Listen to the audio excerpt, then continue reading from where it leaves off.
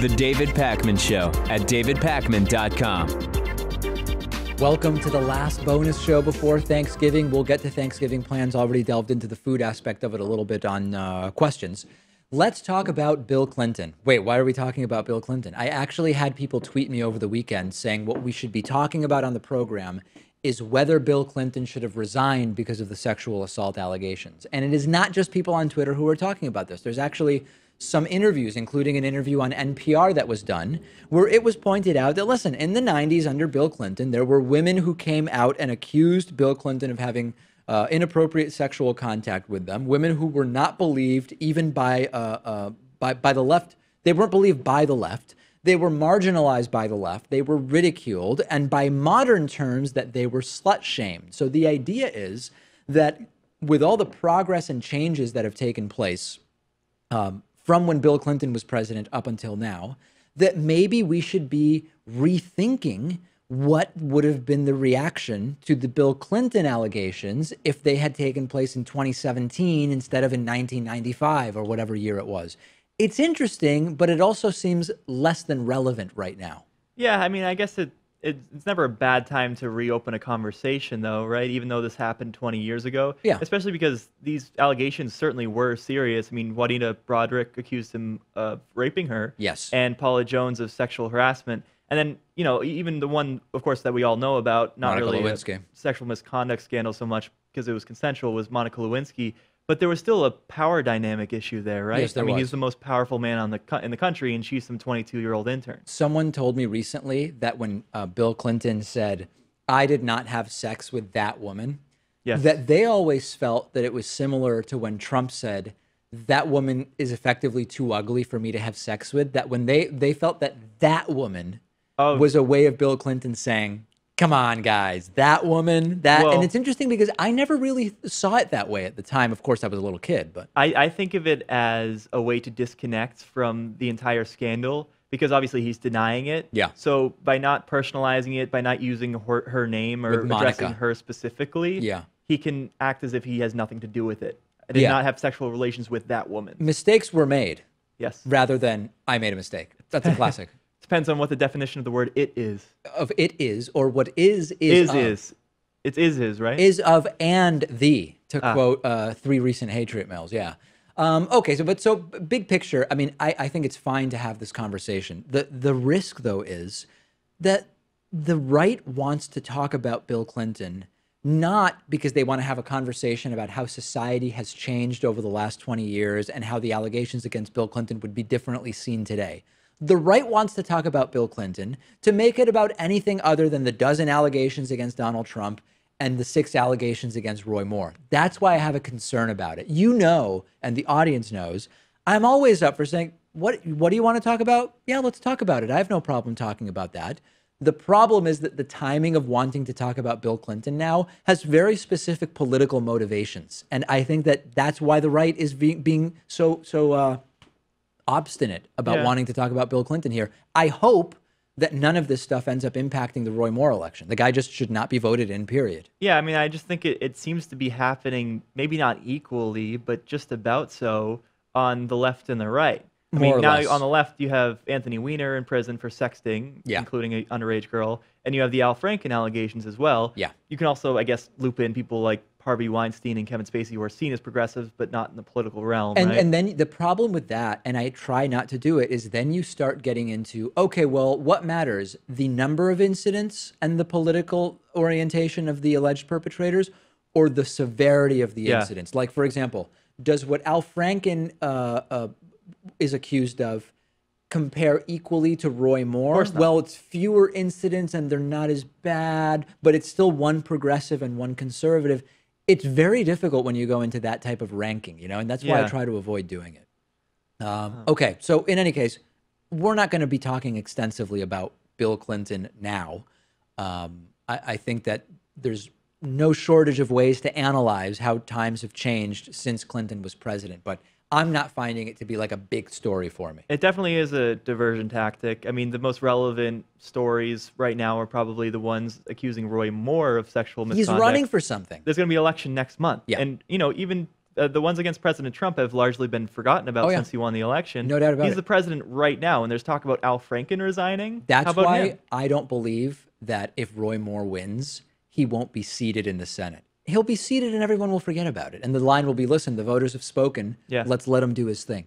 Okay, the world of expensive art. A Leonardo da Vinci painting has sold for $450.3 million. This is a new record.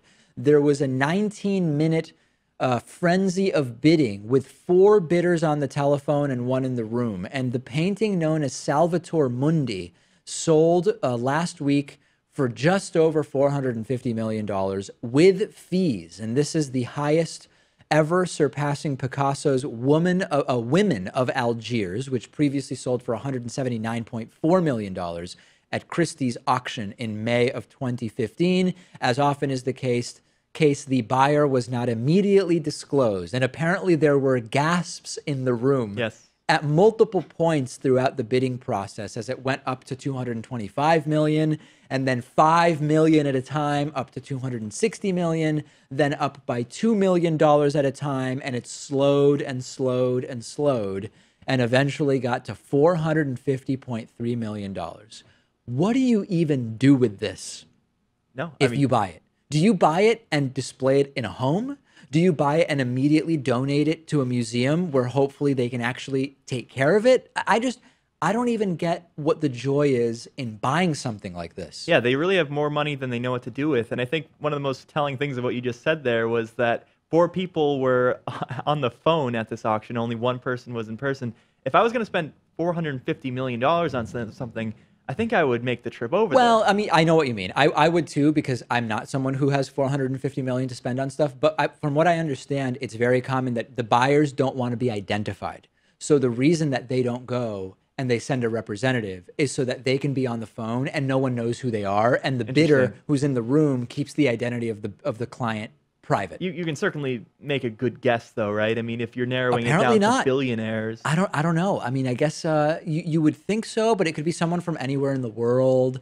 Maybe I don't because they're know. worried they're going to be targeted For theft of the product or kidnap. I have no idea. But listen, if I understand, if you have $450 million to blow on one painting, I also wouldn't want to be identified as a big spender. Like that actually makes a lot of sense to me. Yeah, I think this is significantly overvalued, too. I guess there was some damage to the piece. Oh, really? And it's not even totally clear if Leonardo da Vinci painted this as well. Oh, well, because there, in general with Da Vinci, aren't there stories about how he was like supervising people he was training and they would do the painting? So he could have been involved, but some of these art experts don't think that the strokes match Da Vinci's work exactly. Yeah, I've read a lot about that. And even with some of Michelangelo's work, I think also there's questions as to whether he was just supervising or actually doing the entire thing. Yeah. I mean, it really makes me wonder if any work of art is worth $450 million, you know? Well, clearly it is, because the market has decided the exchange value here was $450.3 million, if you believe in rational market hypothesis. Okay, Thanksgiving. What are people doing for Thanksgiving? I am going to my girlfriend's family's house. My family is not from the U.S., so we never did anything for Thanksgiving growing up. We used to often actually go to Montreal, where it wasn't Thanksgiving, and just have like a normal weekend away. Just for the hell of it? Just for the hell of it, exactly, right? Couldn't say it better myself. So anyway, yeah, that's what I'm doing. I sometimes do some of the cooking. I sometimes will help with a couple of side dishes. Yeah, sometimes. And then sometimes I won't. Sometimes I'll show up right when it's time for lunch. Are you bringing any side dishes this year? Nope, I'm not bringing any side dishes. My mom is bringing a flan, Okay. which not common Thanksgiving thing, but common Argentinian dessert. So she'll Well, be, yeah. I mean, I think the whole spirit of Thanksgiving is just bringing what you have to the table, right? Representing your culture. ideologically or in terms of the food? I think in the food. Oh, okay, yeah. Because ideologically, I'm going to be bringing very little to the table. Will you be having political discussion at your Thanksgiving? No, we tend to be pretty apolitical at the dinner table. Oh, at the dinner table. It's not that the Right. people there are apolitical. It's just that they're not on the same page. So you try to avoid politics. It can be a nasty conversation. It can be contentious. And I think my family understands that, like, it's just not worth it getting into some heated argument, you know? But how split is the family between left and right in your family? I mean, in my immediate family, it's a little bit more skewed to the right. Okay. Even with me factored in there. Yeah. But as you branch out a little bit more, I think you get more centrist. More of a balance. There were some Trump supporters, though. Yeah. What's the furthest people are coming from for your Thanksgiving thing? Probably me. Oh, I'm really? going all the way out to Worcester County, which is like an hour. That's the furthest anyone's the traveling. furthest travel. Oh, okay. That's good. Yeah, no, it's good. I mean, traveling is terrible on Thanksgiving. Yeah. And are you going out Thursday? Yes. Okay, so Which traffic will make it even worse. Traffic is, well, no, Thursday is not usually a bad day. It's usually Tuesday and Wednesday that are the really bad days. Oh, okay. And then Saturday, Sunday, I believe. You know what I want to do? I want to have a football game in the morning. Yeah. I feel like that's just like a classic American thing to do that I've Yeah. never had the chance to. I have friends who do that, and I've stopped going because it's usually it involves trespassing onto school football fields, and I'm trying to avoid criminality at this time in my life. So I've stopped going. No, I'm kidding. But Lewis and a few friends, former producer Lewis, always try to organize a game. And I've gone a couple times, but the weather's been really bad. This year it's actually going to be good on Thanksgiving in the Northeast, I think. So maybe I will make an appearance. You would consider it. I would consider it. What Just gotta position? I would probably tend to play receiver. Yeah. Yeah, that was always my thing. I wonder if the game would be as rigorous as the debates later on at the dinner table. No, there will be no debates. It's pretty much everybody is on the left at the Thanksgiving I'm going to, and then there will be a couple guests I think who might be right wingers, but politics generally will not come up. Yeah, as it shouldn't, I don't think. Yeah, I think it's better to avoid, only from a practical purpose. I think it's great to have debate, but I think it can start to get uncomfortable. Let us know what you're doing. We will be off on Thanksgiving. We will be off on Black Friday, and then we will be off for the weekend. But then we'll be back on Monday, and it'll be great. The David Pakman Show at davidpakman.com.